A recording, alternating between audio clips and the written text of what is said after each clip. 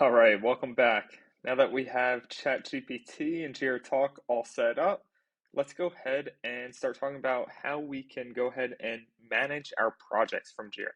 So that means creating projects, updating them, or even deleting them, right? We'll go ahead and tell JiraTalk here, create a new Jira project for our upcoming mobile app development. Maybe we want to be specific and give it the key as well, right? So we can say, make the key MAD and come up with a relevant description. All right, and now this is the fun part. Let's sit back and see what it does for us.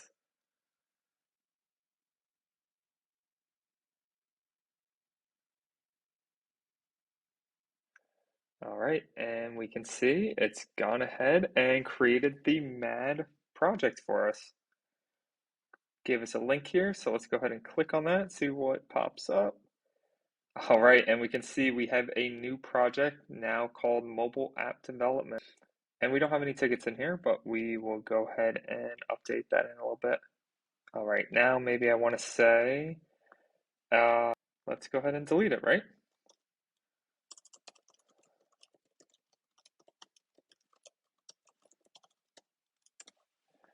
Let's see what happens here.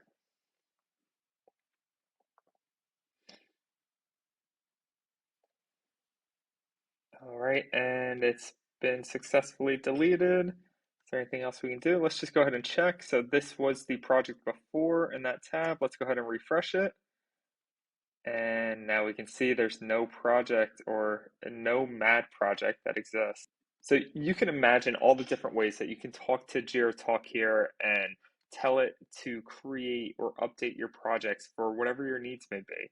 And when you start getting used to it, you can start to string along some of the different things like create a project and uh, add all the sprints that we need for it and start creating the tickets for it. And JiraTalk's going to go ahead and do all of those things by itself. So tune into the next video and we'll start talking about board creation and sprint creation.